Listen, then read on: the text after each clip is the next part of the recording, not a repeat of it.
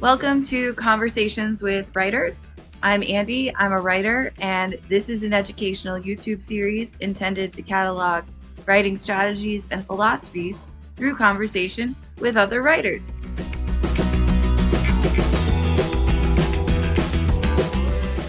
David L. Williams is a graduate of the theater department of Cornell University, where he was a 4-time award winner in the Hermans McCalman Playwriting Contest, and received his MFA in playwriting from University of Nebraska.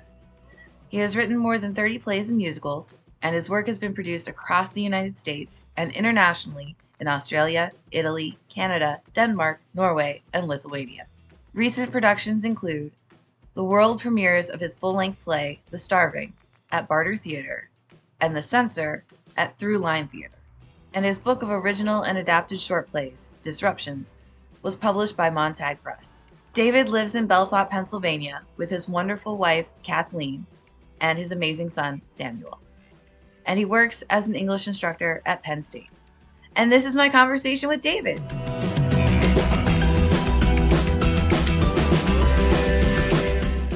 Hi. Hello. How are you? I'm all right. How are you doing? I'm hanging in there. So what are you working on now, and what motivated the project or projects? You caught me at an interesting time. Playwriting wise, I'm not writing a play right now. I'm working on the second draft for a larger prose project, but I'm always kind of thinking about plays in general. And so now I'm at a point where, and this happens like when I'm working on a larger full-length project, where I'm kind of during the day, I'm thinking a lot about scraps of things, basically little pieces of things. I don't ever, I'll take some notes down, but I don't ever want to start writing a scene if I don't have anything to it, because I feel like I can run into a ditch pretty quickly and get discouraged for whatever the project might be. So I kind of just pay attention to what my mind is drifting towards in terms of like character description, lines of dialogue, little snippets of conversation, and also motifs and metaphors and all those fun literary things. Like after a while, I start thinking about, I have 10, 20 things. Like where did these things start touching each other? Where do they start like connecting with each other? And I find that like I'm thinking about all of these different disparate elements for a reason.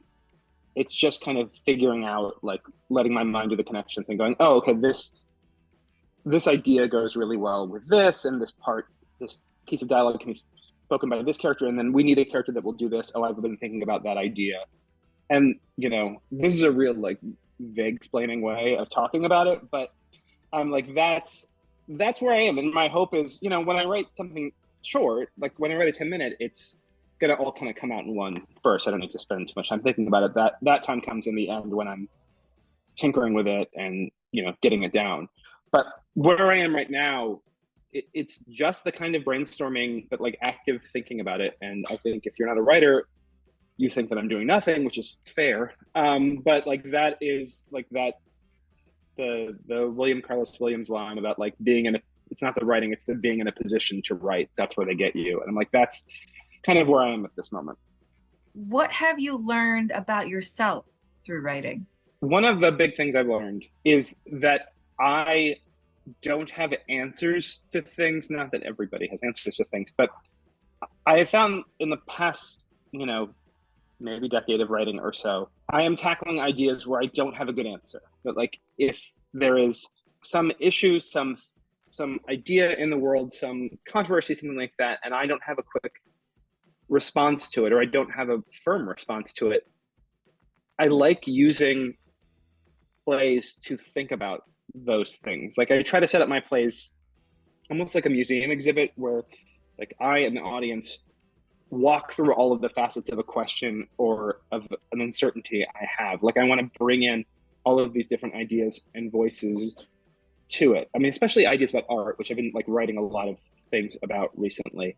If I have my mind made up about something, I don't really want to spend the time writing it because it's basically didactic at that point. I'm just hammering home my opinion, and I'm like, that's not why people, I hope, go to the theater to just hear what one person thinks and then like go and do likewise. Like that's not really, I don't like that as an audience member, so I don't do that as a writer. I want to keep embodying different aspects of something and bouncing them off of each other, not like a debate, because debates typically feel like argument for the sake of argument. Like with theater, you can have a full conflict where people have stakes in it, and at the end of it, I don't have an answer still. Like I still don't have an answer. That's not kind of the point of it. But I have so much of a better grasp of the question and so much more appreciation of all of the sides of it. And I know that's like part of me hears me say that, and that sounds really solipsistic, like that all came from your head. But I'm like, no, but I'm kind of embodying these ideas and playing them out on stage so I can start thinking about them from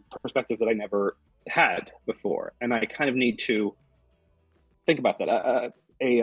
During my graduate studies, I decided that I wanted to write a play. I read this nonfiction book that I didn't really enjoy, but part of it took place in Nazi-occupied Paris. And there was this like tiny little paragraph about how the Nazi censors used to go to Picasso's studio and hang out. I think it was Picasso, his studio and hang out because they just liked hanging out with an artist. Like they really enjoyed him. And I was thinking about that idea of like, if most people who want to think about, especially artists and writers who think about censors are immediately like, these are the enemies, that's it, like the end. And Nazi censors, yeah, totally think bad about that. That's I'm cool with not liking Nazis. But this idea of like, to censor art, you have to really think about it, you have to consider it, you have to admit the power of it. And that just kept eating at me of like, would you be able to write someone who was sympathetic as a censor, who understood art, but had different parts of their lives that they could deal with? And so I ended up writing a play about that. One of my mentors during grad school was like, you don't really want to take the easy way out, do you? And I'm like, no, that's not, like, that would be boring. I could write a censors are bad play in my sleep. Most people could. And it's not a censors are good play, but it's a, like, let's think about what this means, what gives rise to censorship, and how do we deal with that? How do you be a part of these things and try to change it if you can? Or how do we accept change at all from people? Do we allow people to change? And that's kind of, I don't know. I don't have an answer to David still, but I really like, wrestling with the question. What's the role or responsibility of writing for you? What keeps you generating material? Why write? I write, especially writing for the theater, because I have these ideas that I want to explore that I just talked about, but like, I love the immediacy of theater. There's something that's so special and distinctive to me about that.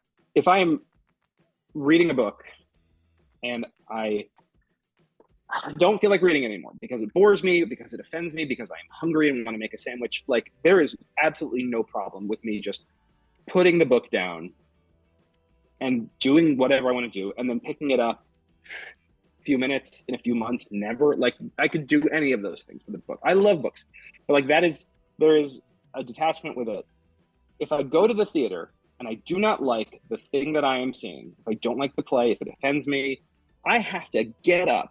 I have to collect my phone and all the other stuff that's out there. I have to stand up. I have to make my way past everybody who is sitting in my row while actors are still performing. I have to walk up the aisle. I have to leave the building. I have to get in my car and I have to go. I have to make a scene of it. I have to show people that I am not happy. And that's a big deal to do.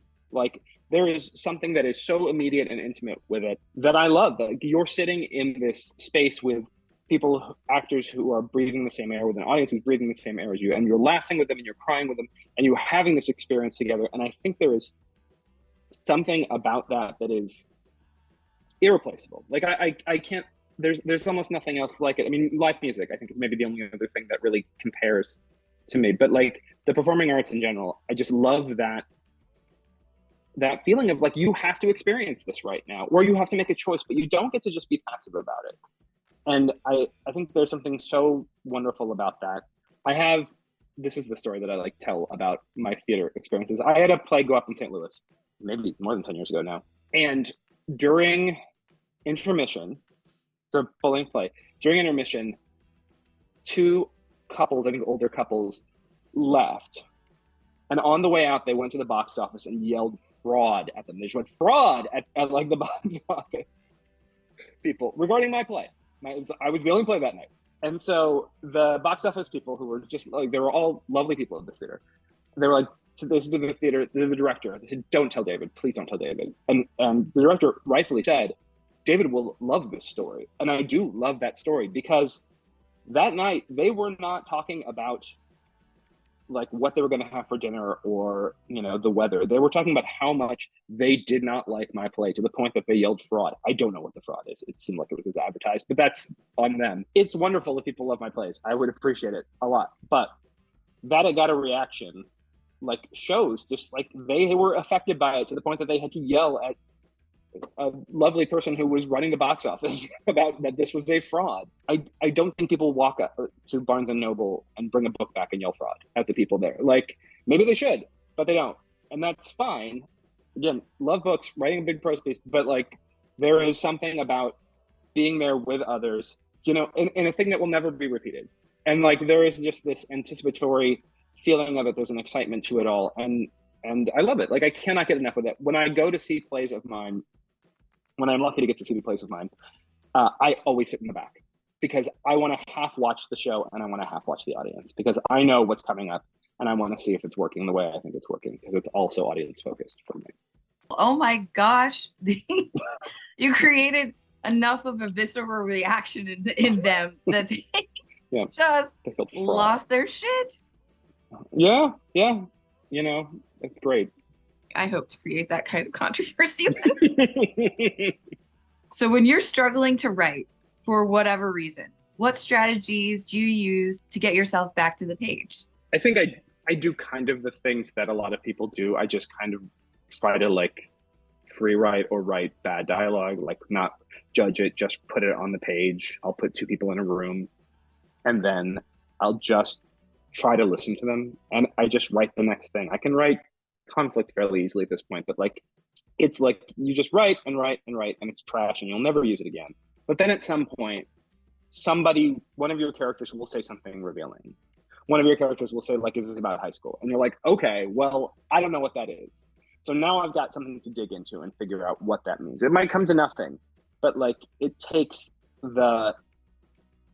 you can tell how I've been teaching all day, because I keep saying like, I've lost my ability to speak. But you can tell from your own work how there are secrets there. Your mind is kind of going to come up with something because you bore it into submission in some ways. And then it just says, okay, well, what about something happened in high school between the two of them? Okay, let's try that. And just dig into it. And you make choices and you're like, this choice doesn't work. But you have at least something, knowing that it's not working is, you know, not as good, but it's the next best thing to knowing what is working. So I do that a bunch. And I just sit there and I go, okay, what comes next? What comes next? And I'll see. I'm not somebody who has to crank out a number of pages every day. I used to be that person. I'm not that person anymore. So sometimes if I don't feel it, I mean, I've talked about just kind of ruminating on stuff, but sometimes if I don't feel it, I just go and experience other art. I let my brain spark to something when you know, other people's art. The play that I was talking about, The Censor, it's called The Censor, it's a very simple title. That came not just from that book, but also because I had been to the Guggenheim once, and there was an exhibit on art in Europe between the wars. And there was this feeling of that the fascists and the totalitarian parties were funding art at the time, which I did not know. I should have known that, but I did not know that.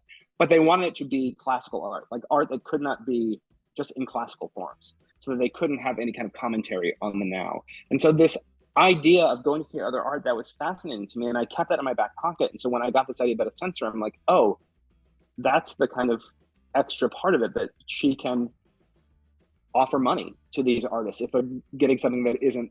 And so it just being, if I hadn't gone to that, I don't know if I would know these things. And you know, I would bring in all of these little pieces I got from reading you know, nonfiction books or going to see art or going to see movies and listening to music. So I'm a big fan of that. You know, you can just spark and say, oh, I think I know how they're going to solve this problem in the movie. And they don't. You're like, okay, well, now I have that. Like, that's mine now. I know how to solve this problem in a different way.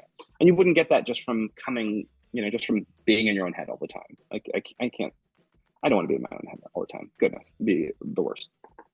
What revision strategy or strategies do you find most useful when revising your own work, and why? What sort of problems or challenges do these activities help you solve?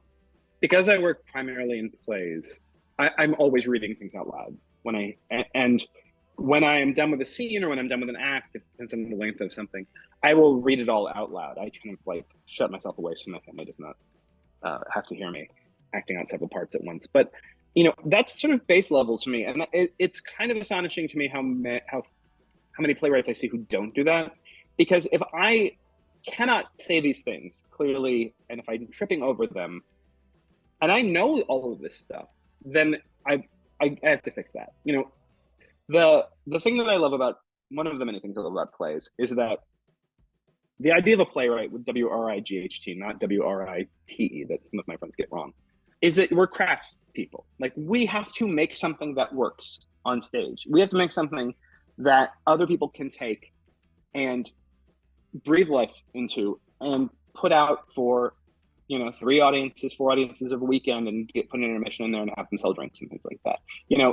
A novelist can have something short, something long. They can go all over the world. They can go into other dimensions. They can go through time, and that's great. Like, that's wonderful and freeing. But we have to do something that works, and so that includes having human beings say the things we wrote. Other human beings have to do it, and so we have to figure things out. Like, is this going to be just a bunch of marbles in somebody's mouth? Can we do this in a way that will be clear and crisp, if that's what you want, but something that will work for them? And I think about that the same in terms of, sometimes I know that if I have to have a big costume change, I got to get somebody off stage for 2 pages. Like, I have to figure that out. Now, I don't write at a monetary level where people can do these amazing costume changes that I see sometimes online. That's fine. I am doing it so that people can produce it. But so I read it out loud a few times. When I'm struggling with wording, I change it. I know that's a problem. Or if I just change it like without thinking about it, I know I need to change it.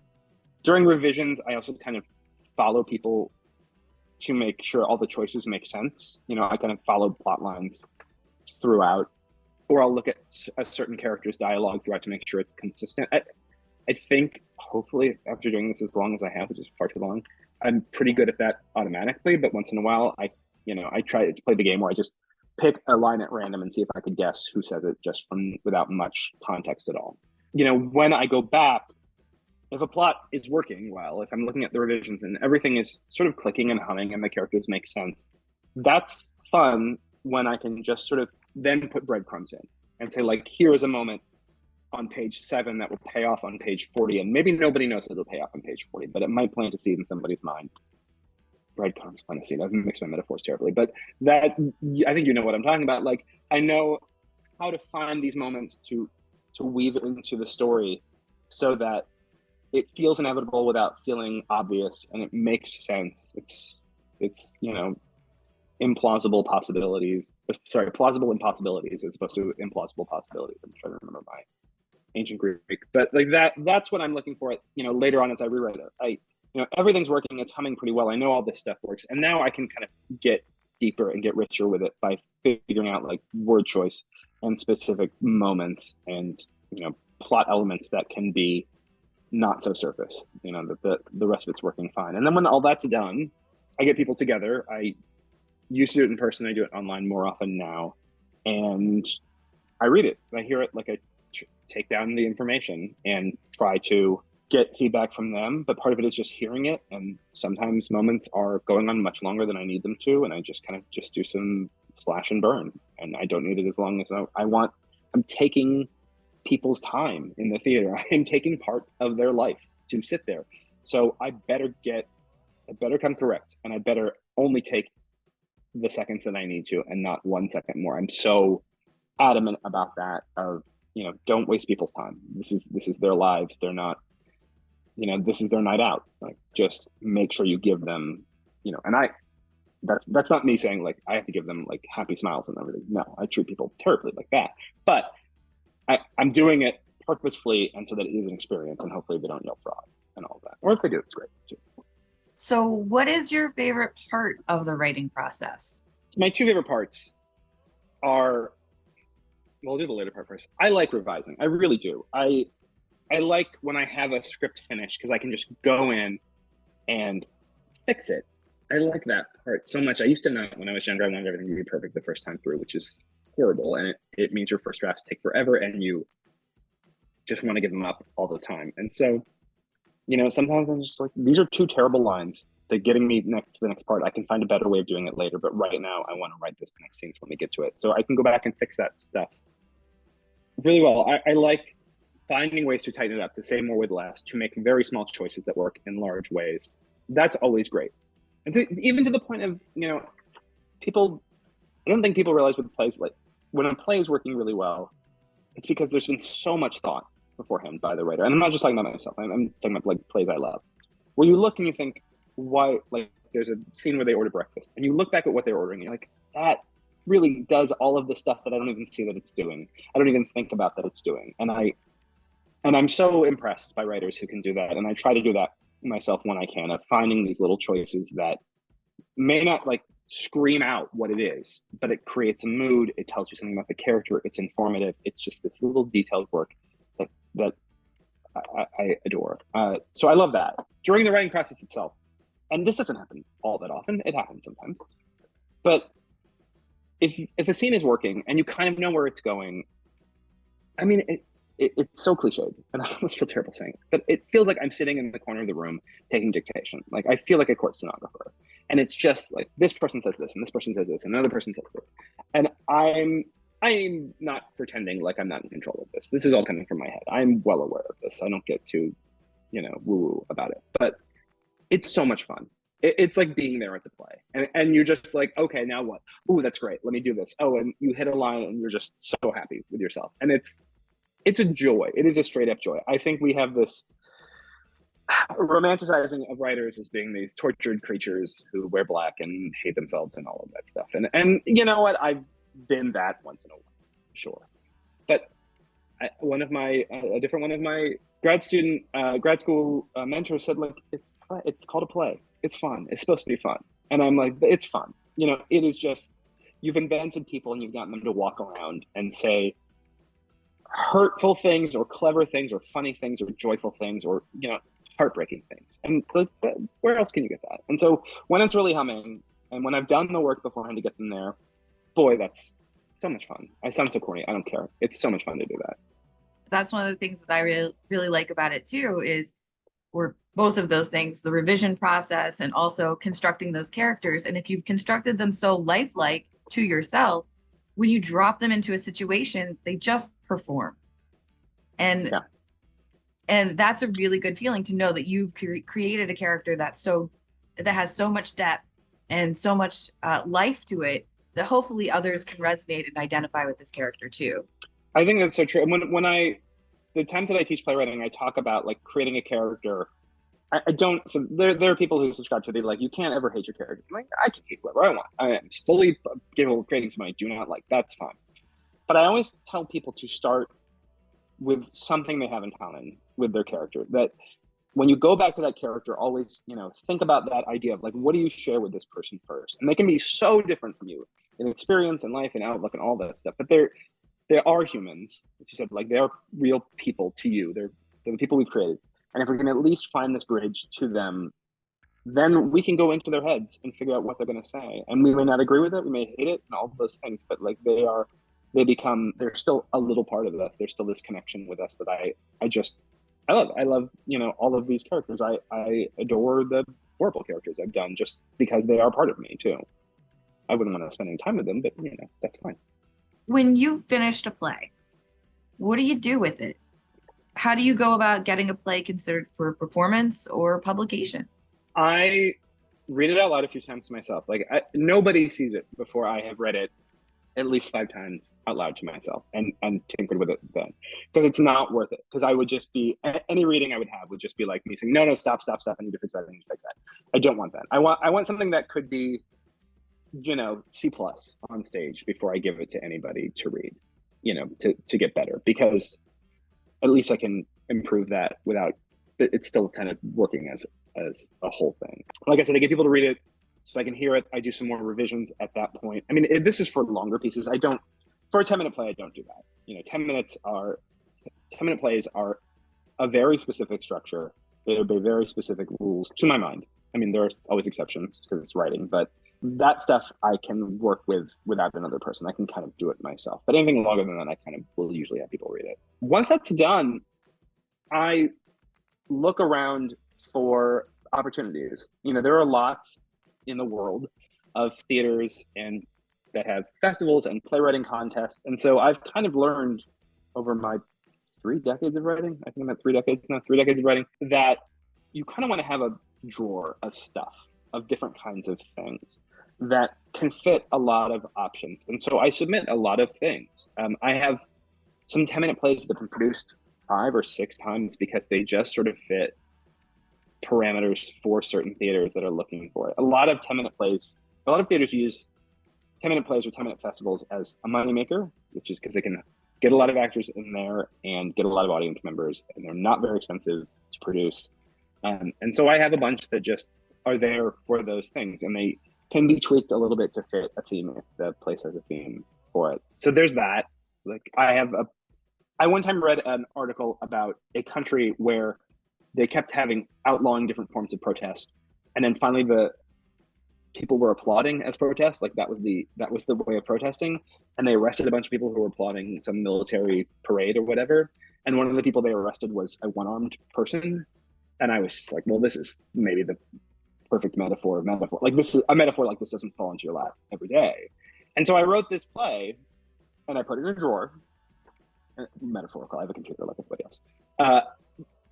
And then one day I saw this group that was doing something for Belarusian Freedom Day, and it was plays about Belarus. And I, being a dumb American, was like, I don't remember what country I wrote about. I just wrote it. I wrote it in no country at all, but I don't remember what the story was about. And so I went and found it. And hey, it's about Belarus. I'm like, okay, cool. Turned it in, and it's been the one that's been produced in so many places. I think it went up in Canada, in Lithuania, in Italy, maybe in Australia, I don't remember. In the United States, in a couple of places, and it was just like all done in one day. And I was like, oh, cool, I've got all these international productions now because I had something that I just wrote and decided, okay, I'll keep this around, and if something comes up where it'll work, it'll work. And I've used it for other contests and things like that, not that weren't specifically about that country, but I just happened to have written that, and it's good to have a drawer of stuff that you do. So I have that. We'll submit to contests to theaters when they're doing this. There's lots of places online, especially on Facebook, that have lots of listings for this sort of thing. And then I also know certain people that I've worked with that I will send them new stuff to that they might be interested in reading and recommending to people. And then a few years ago, I answered an ad to do a revision or an adaptation, of a novel, a small publishing house called Montauk Press out of Oakland, an independent publishing house. I don't know if they're small, it's just very independent publishing house called Montauk Press. They do horror and sci-fi and things like that, and fantasy. And so they had a horror novel that the person who was in charge thought would be a great thing for adaptation. I made a pitch to do that. I got the job. I wrote this adaptation. And then a few years later, I knew they published a lot of short story collections. And so I reached out and I said, hey, what would you think of like, you give me a lot of stories to look at. I'll decide if I want to adapt them. And we'll put them together in a book that is, adaptations of. And so he thought this was a great idea. And I was like, okay, cool. So that was really a great crash course in adaptation. I'd done this longer piece, and then it was just like, here are shorter pieces. And I put a few of my original pieces in there as well. So that's my most recent, still weird to say book, but it's my most recent book called Disruptions. And I know with them, they will come to me if they see something that might be up my alley to possibly adapt if we have something going on in the future. But it's nice to just kind of make these connections, and then if things come up, we can both reach out to each other about them. So that's, a lot of it is just like you put your manuscript on the pile, you put your play script on the pile, and the right person likes it, and great. That's how it works. I've been a reader for contests before, and I'm sure I've passed on things that other people love. It just so happens, like, what do you like? Is it speaking to you? Do you think it fits the parameters? And for me, the more things I have, at this point, I have enough 10-minute plays, I have enough one-acts that fit a certain parameters so that I can work on them. And the longer pieces, I kind of look for more specialized opportunities because I'm looking for a full production of those, which is a lot more of a commitment. What reading or watching suggestions do you have? What playwrights or storytellers do you keep in your back pocket? I mean, I've always loved Edward Albee. I mean, he's my guy. Like, he's the one I find his works endlessly fascinating. When I was 18, I read Who's Afraid of Virginia Woolf, play that's hard to say, for the first time. And I was on a bus to a theater competition. This is just what a basic drama kid I was. But I was on a bus to I think, State Thespian Festival, very proud. But I remember when I was finished with it, I had this feeling, and this is the arrogance of youth with it. It was one I never had before. I was angry that this play was written and I had no part in it. Like I was so mad that like this amazing object existed in the world and it was like it could have taken over. Like I was like, I'd never written a real play before. I couldn't write something as good as that then. I couldn't write something as good as that now. I think it's perfect. But there was this, it gave me this inspiration to like, you really love this form and you might want to like actually write in this form if they can do these things that you never expected it to do. And so he's somebody, you know, sometimes I'll just, I have like all of his plays on my shelf and I'll just go and grab one and read him because he's always doing something that's really fascinating. And whether or not it's successful, it's always worth checking out. You know, other playwrights that I love August Wilson. I think he writes so differently than I write, even to the point of I kind of make fun of me in playwriting classes about like writing stage direction. He writes these beautiful florid poetic stage directions about like people walking in with the weight of the world on one shoulder and all of this past on the other. And I'm like, this is just such gorgeous writing. And my art is like, she enters and sits down and period. Like that's it for me. But that's we're different. But I love to read his work. I love Carol Churchill and Lynn Nottage and David Henry Wong and Tom Stoppard and Sam Shepard. Like I'm of this, like I love the absurdists from Europe. I kind of always have been a person who loved Beckett and Ionesco and Genet, just because reading their work, especially when reading my teens and 20s, it always felt to me the way that the world wasn't like this, but the world felt like this. Like it wasn't true, but it felt true. The way people look at impressionistic or expressionistic paintings and say like, that's not a sunset, but that's what a sunset feels like. And so the world that they put together, these absurdist plays always felt absolutely right for me. And I was writing a lot of absurdism when I was younger. I kind of moved more towards this thin line between absurdism and realism now, but those were so instrumental to me. So that's playwrights. I mean, I watch far too many movies. I mean, I love like the Coen brothers and Spike Lee and Wong Kar-wai and Anya Swarda, and like I like all of these people who do these really interesting things. Like I love a lot of Jonathan Demme and these really like humanist, interesting ways of going about the world. The world's rough. I mean, the world's a wood chipper a lot of the time, and so I'm not as attracted to, you know, violence and things like that, but I'm just kind of attracted to violence for violence sake, I should say. I'm more attracted to just like, who are these people? How do people survive in the world? How do they thrive in the world? And I'm aware the Coen brothers made Fargo, and like that is that. But part of that I love about Fargo is like it is about a human being trying to grasp people being hurtful and really not understanding it ultimately, and coming out on top in spite of that, not being made to seem like a fool for not understanding the world. Like she says, I just don't get it. I just don't, and or something like that. And I love that. Like that's still a hero. A hero can like doesn't need to grasp all of that horribleness. They can just be part of the world and try to do the right thing with it. I mean, I love that stuff, and I'm finding myself more and more drawn to sort of real humanist ideas because I think that I look at some of the stuff I've been writing in the last few years about art and artistry, and it makes me wonder about our responsibility as people to create art. And I think when we're younger, or maybe when we're more idealistic in a bad way, we think like, well, the art is the most important thing of all.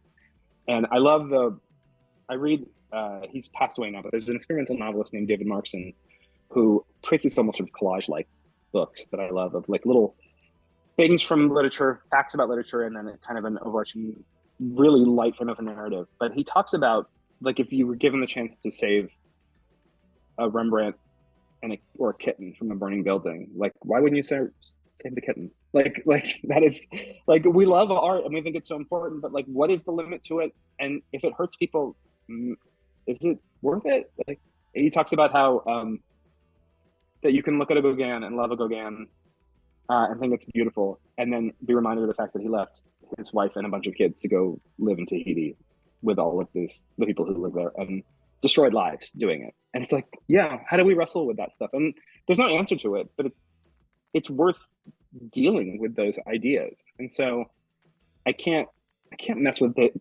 people who are just like, this is the most important thing in the world. It's not like, it's really important, and I love it, and it changes the world, and it's so important to me. And I'd probably rescue that kitten from a burning building. I like cats. So I'd probably rescue that cat instead of a Rembrandt. I'm sorry, you know, it's that's kind of where I've come to. I really went far afield from your question. I thought it was a marvelous answer. I would rescue the cat too. Thank you so much for those reading suggestions and for making time for me. I've learned so much.